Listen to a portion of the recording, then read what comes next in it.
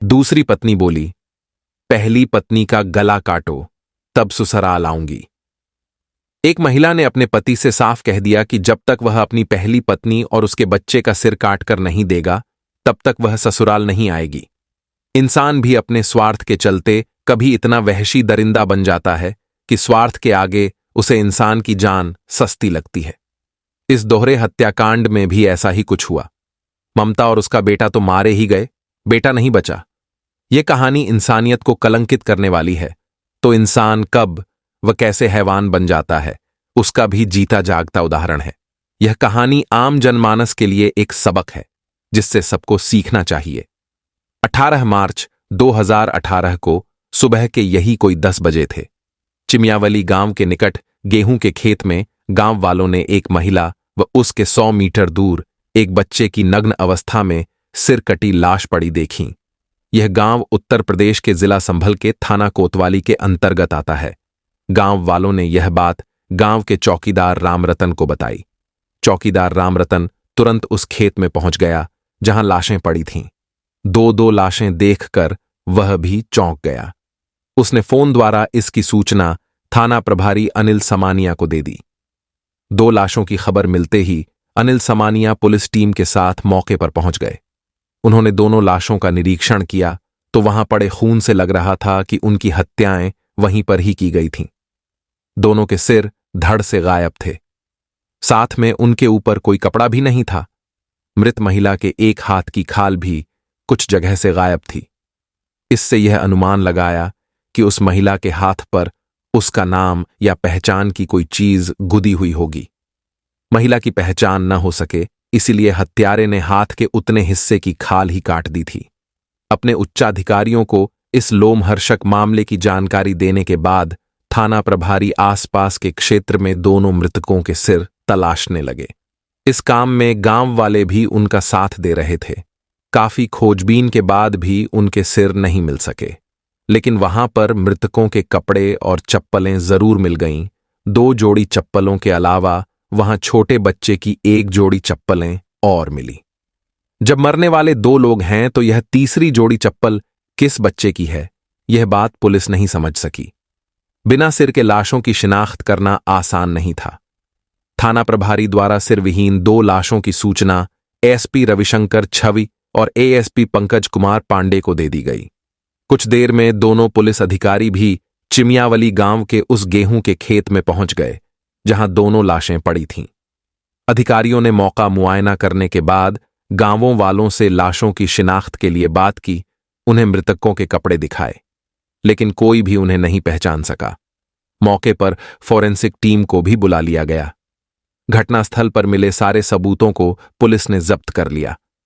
घटनास्थल की कार्रवाई निपटाने के बाद पुलिस ने दोनों लाशों को सुरक्षित रखवाने के लिए जिला चिकित्सालय भेज दिया और चौकीदार रामरतन की तरफ से अज्ञात हत्यारों के खिलाफ हत्या की रिपोर्ट दर्ज कर ली। सिर विहीन 2 लाशें मिलने की खबर कुछ ही देर में पूरे शहर में फैल गई। सभी लोग आपस में यही चर्चा कर रहे थे कि पता नहीं शव किसके हैं, न मालूम मृतक कहां के रहने वाले थे। उधर थाना प्रभारी भी इस बात को लेकर परेशान थे कि इन लाशों की शिनाख्त कैसे कराई जाए। शिनाख्त के बाद ही हथियारों तक पहुंचा जा सकता था। लिहाजा शिनाख्त के लिए जिले के समस्त थानों में वायरलेस द्वारा इन अज्ञात लाशों के मिलने की सूचना प्रसारित कर यह जानकारी जाननी चाहिए कि कहीं किसी थाने में एक महिला और बच्चे की गुमशुदगी तो दर्ज नहीं है। पर पुलिस की इन कोशिशों से भी कोई सफलता नहीं मिली। आखिर पुलिस ने दोनों शवों का पोस्टमार्टम कराकर उनका अंतिम संस्कार करा दिया। 8 से 10 दिन बीत गए, लेकिन मृतकों के बारे में कोई जानकारी नहीं मिल पा रही थी। थाना प्रभारी के दिमाग में यह बात भी आई कि कहीं दोनों मृतक किसी दूसरे जिले के रहने वाले तो नहीं हैं। इसके बाद एसपी के माध्यम से सिरविहीन 2 लाशों के बरामद करने की सूचना सीमावर्ती जिलों के थानों में भी भेज दी गई। इसी बीच 1 अप्रैल 2018 को थाना प्रभारी को चिमियावली गांव के पास बहने वाली सोन नदी के किनारे एक महिला का सिर पड़े होने की जानकारी मिली तो वह वहां पहुंच गए और सिर को कब्जे में लेकर पोस्टमार्टम के लिए भेज दिया। वह सिर 18 मार्च को बरामद हुई। सिरविहीन महिला की लाश का है या नहीं, इसकी पुष्टि डीएनए जांच के बाद ही हो सकती थी। इसके 8 दिन बाद यानी 8 अप्रैल को पुलिस ने मोहम्मदपुर मालनी गांव के जंगल से एक बच्चे का सिर बरामद कर लिया। उसका मांस जंगली जानवर खा चुके थे। अब इस बात की आशंका प्रबल हो गई कि यह दोनों सिर पूर्व में बरामद की गई दोनों लाशों के ही होंगे। मुरादाबाद बरेली परिक्षेत्र के एडीजी प्रेम प्रकाश को जब यह जानकारी मिली तो उन्होंने मुरादाबाद रेंज के आईजी विनोद कुमार से बात कर इस मामले को गंभीरता से लेने को कहा। एडीजी प्रेम प्रकाश बहुत सुलझे हुए अफसर थे। जब वह मुरादाबाद के एसएसपी थे तो उन्होंने चर्चित किडनी कांड को सुलझाकर डा अमित को सलाखों के पीछे पहुंचाया था। इसके अलावा उन्होंने बावनखेड़ी में एक ही परिवार के 7 लोगों की निर्मम तरीके से की गई हत्या के मामले को सुलझाकर शबनम और उसके प्रेमी को जेल भिजवाया था। एडीजी की इस दोहरे मर्डर पर भी निगाह बनी हुई थी। एडीजी प्रेम प्रकाश का निर्देश मिलते ही आईजी विनोद कुमार ने संभल के एएसपी रविशंकर छवि और एएसपी पंकज कुमार पांडे के साथ मीटिंग कर इस केस को जल्द से जल्द खोलने के लिए कहा। इसके बाद तो थाना प्रभारी अनिल समानिया के नेतृत्व में गठित पुलिस टीम इस केस को खोलने में जुट गई। उन्होंने मुखबिरों को भी लगा दिया। 14 अप्रैल को चिमियावली गांव के चौकीदार राम रतन ने थाना प्रभारी अनिल समानिया को सटीक सूचना देते हुए कहा कि गांव के हिस्ट्री शीटर कलुआ के घर 3 से 4 साल की एक लड़की आई हुई है। वह लड़की बार बार रो रो कर कहती है कि मुझे मेरी मम्मी से मिलवाओ। यह बात मुझे गांव की औरतों ने बताई है। उन औरतों में भी इस बात की चर्चा है कि कलुआ के परिवार में यह लड़की पता नहीं कहां से आ गई। इतना सुनते ही थाना प्रभारी का माथा ठनका। उनके दिमाग में एक बात घूम गई कि उन दोनों के शवों के पास भी पुलिस को एक छोटे बच्चे की एक जोड़ी चप्पलें मिली थीं। अनिल समानिया ने बगैर देर किए गांव चिमियावली का रुख किया। वह कलुआ के घर पहुंच गए। उन्हें वहां 4 साल की बच्ची दिखी। बच्ची के बारे में उन्होंने पूछा तो कलुआ ने बताया, यह बच्ची मेरी खाला की लड़की है। यह तुम्हारे पास क्यों है? थाना प्रभारी ने पूछा। साहब, यह मेरी लड़की अरमाना के साथ आ गई है। कुछ दिन यहां रहकर अपने घर चली जाएगी। कलुआ पहले बदमाश था, अब वह करीब 80 साल का बुजुर्ग था। उन्होंने सोचा कि शायद यह सच बोल रहा होगा, क्योंकि जवानी में चाहे कितना भी बड़ा अपराधी रहा हो, उम्र की इस ढलान पर आदमी सीधा व सच ही चलता है। थाना प्रभारी ने घटनास्थल से जो छोटे बच्चे की चप्पलें बरामद की थीं, उन्हें वह अपने साथ लाए थे। वह कार में रखी थीं। एसआई वीरेंद्र सिंह से उन्होंने चप्पलें मंगाकर उस बच्ची को दिखाईं तो वह उन चप्पलों को देखकर खुश हो गई। उसने कहा, यह चप्पलें तो मेरी है। बच्ची फिर बोली, मेरी मम्मी कहाँ है? मम्मी आ गई, बाहर है। अनिल समानिया ने कहा तो वह बच्ची अपनी मां को देखने के लिए बाहर की तरफ भागी। इसके बाद अनिल समानिया का चेहरा गुस्से से लाल हो गया। वह कलुआ से बोले, मुझे तुमसे ऐसी उम्मीद नहीं थी कि इस उम्र में भी। इतना सुनते ही कलुआ ने नजरें नीची कर लीं। वह बोला, साहब, मजबूरी ऐसी आ गई थी कि मैं बेबस हो गया था। क्या बताऊं साहब, ये सब करतूत मेरे दामाद वाहिद की है। यदि उसने मेरी बेटी को धोखा न दिया होता तो मुझे इस उम्र में यह सब करने के लिए मजबूर नहीं होना पड़ता। उसने इस दोहरे हत्याकांड का जुर्म स्वीकार कर लिया। उसने बताया मरने वाली महिला का नाम ममता था और दूसरा उसका 10 साल का बेटा करणपाल था। ममता उसके दामाद वाहिद की पहली पत्नी थी। इस बहुचर्चित केस के खुलने पर अनिल समानिया ने राहत की सांस ली और इसकी जानकारी उच्चाधिकारियों को भी दे दी। केस खुलने की सूचना मिलते ही एसपी रविशंकर छवि थाने पहुंच गए। उनके सामने कलुआ से पूछताछ की गई तो पता चला कि ममता और उसके बेटे की हत्या में कलुआ के अलावा उसकी पत्नी सूफिया, बेटी अरमाना, दामाद वाहिद और दामाद का भाई गुड्डू शामिल थे। पुलिस ने दबिश दी तो गुड्डू के अलावा सारे आरोपी गिरफ्त में आ गए। इन सभी से पूछताछ करने के बाद इस दोहरे हत्याकांड की जो कहानी सामने आई वह दिल दहला देने वाली थी। ममता मूल रूप से उत्तर प्रदेश के जनपद शाहजहांपुर के गांव लहराबल की मूल निवासी थी। उसके पिता अखबारों के हॉकर थे। उनके परिवार में पत्नी के अलावा ममता एकलौती बेटी थी। उनकी घर गृहस्थी ठीक ठाक चल रही थी, लेकिन उसी दौरान वह हत्या के एक मामले में जेल चले गए। उसी दौरान उनकी पत्नी का भी देहांत हो गया। ऐसे में ममता बेसहारा हो गई। तब नाते रिश्तेदारों ने उसकी देखभाल की। ममता के पिता जब जमानत पर जेल से बाहर आए तो वह शाहजहांपुर से बेटी के साथ गाजियाबाद आ गए। यह बात करीब 12 साल पहले की है। पिता ने किराए का मकान लेकर मेहनत मजदूरी की। ममता भी जवान हो चुकी थी। इसी दौरान सुनील नाम के एक युवक से ममता की आंखें लड़ गईं। वक्त के साथ दोनों के प्यार के दरिया में बहुत आगे तक तैर चुके थे। बाद में उन्होंने शादी कर ली। सुनील टैक्सी ड्राइवर था। ममता के पिता इस शादी के खिलाफ थे, पर ममता ने उनकी भावनाओं की कद्र नहीं की। सुनील के साथ गृहस्थी बसाकर वह खुश थी। वह 2 बच्चों की मां भी बन गई, जिसमें बड़ा बेटा करणपाल था और छोटी बेटी मंजू। बेटी के फैसले से पिता इतने आहत हुए कि उनका भी देहांत हो गया। ममता के पति सुनील में भी बदलाव आ गया। वह शराब पीने लगा। ममता उसे पीने से मना करती तो वह उससे झगड़ा करता और पिटाई भी कर देता था। अब वह ममता पर शक करने लगा कि उसका किसी के साथ चक्कर चल रहा है। पति के इस व्यवहार पर ममता भी तनाव में रहने लगी। फिर एक दिन ममता पर ऐसी विपत्ति आन पड़ी जिसकी उसने कल्पना तक नहीं की थी। जिस सुनील के लिए ममता ने अपने पिता तक को त्याग दिया था, एक दिन वही सुनील ममता और उसके दोनों बच्चों को छोड़कर कहीं चला गया और फिर कभी वापस नहीं आया। ममता बेसहारा हो गई थी। अकेली औरत का वैसे भी लोग जीना मुश्किल कर देते हैं। ममता के पास तो 2 बच्चे भी थे। वह घर का खर्चा कहां से और कैसे चलाती? इस मोड़ पर फंसकर वह कई लोगों द्वारा छली गई। ममता ने भी हालात से समझौता कर लिया था। इसी बीच वह मेरठ में रहने वाले कलुआ नाम के ऑटो ड्राइवर के संपर्क में आई। कलुआ के बराबर वाले मकान में वाहिद नाम का युवक रहता था। वाहिद भी ऑटो चलाता था। वह अविवाहित था, इसलिए ममता ने उसके साथ ही गृहस्थी बसाने की सोच ली। वाहिद भी ममता को प्यार करता था। वह उसके साथ निकाह करने को तैयार हो गया।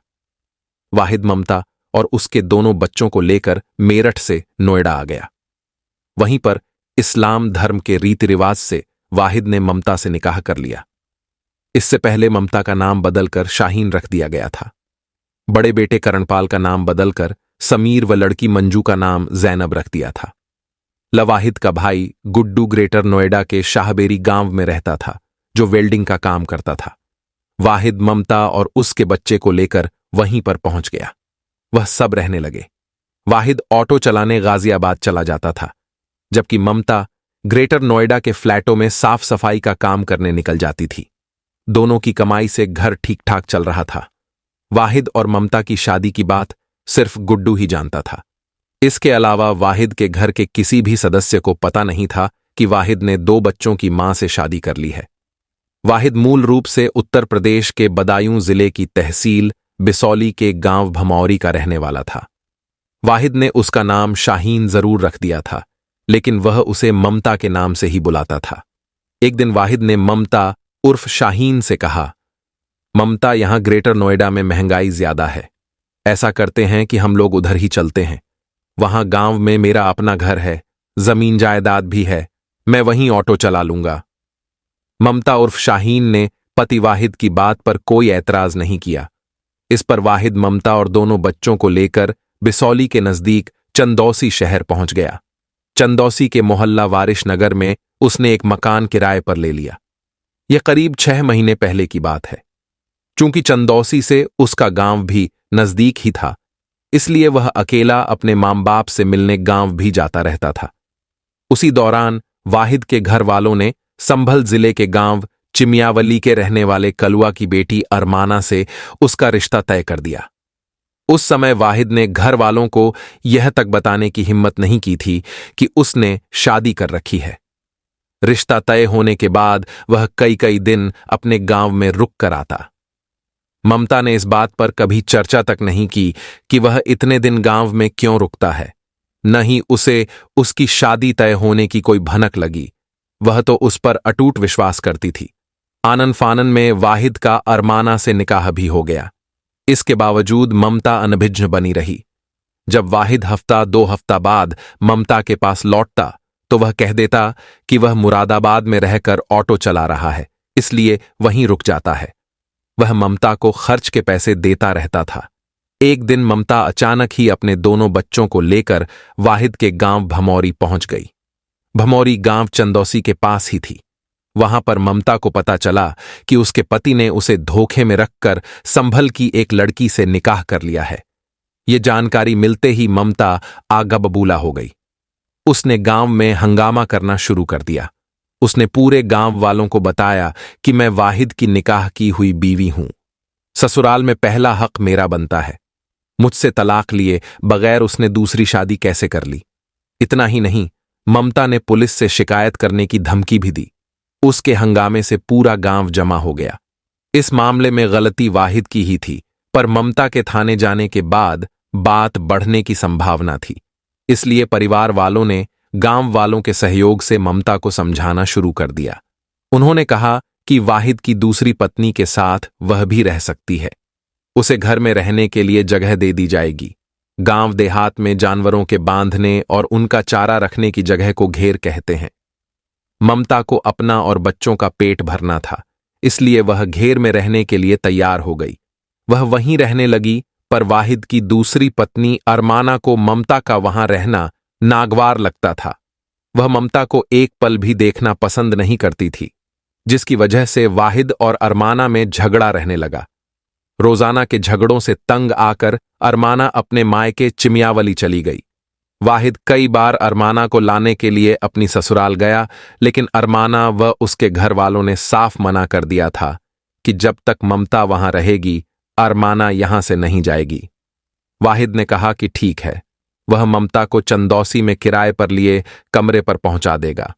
वैसे भी ममता उससे कह भी रही थी कि उसे यहां तबेले में रहना अच्छा नहीं लगता, लेकिन अरमाना इसके लिए भी तैयार नहीं हुई। उसने पति वाहिद से साफ कह दिया था कि जब तक ममता और उसके बच्चे जीवित रहेंगे, वह ससुराल नहीं जाएगी। उसे उन तीनों के मरने का सबूत भी चाहिए, यानी जिस दिन वह उनके कटे हुए सिर उसे दिखा देगा, वह उसके साथ चली चलेगी। पत्नी की इस जिद पर वाहिद परेशान हो गया।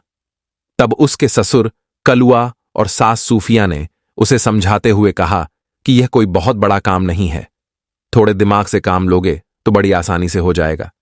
तुम किसी तरह ममता और उसके बच्चों को यहां लाओ, बाकी काम हम देख लेंगे। उसके बाद वाहिद अपने गांव भमौरी लौट आया। वह ममता को ठिकाने लगाने का प्लान बनाने लगा। अपने प्लान में उसने अपने भाई गुड्डू को भी शामिल कर लिया था। अपनी योजना से उसने अपने ससुर कलुआ को भी अवगत करा दिया। वाहिद की सास सूफिया ने इसके लिए बड़े छुरे का इंतजाम कर लिया। योजना के मुताबिक 17 मार्च 2018 की शाम वाहिद ममता और उसके बच्चों को लेकर भमौरी से बस द्वारा संभल पहुंच गया। गुड्डू भी उसके साथ था। वाहिद ने ममता को बताया था कि उसके दोस्त के यहां दावत है। संभल से वह लोग ऑटो में चिमियावली गांव के लिए बैठे।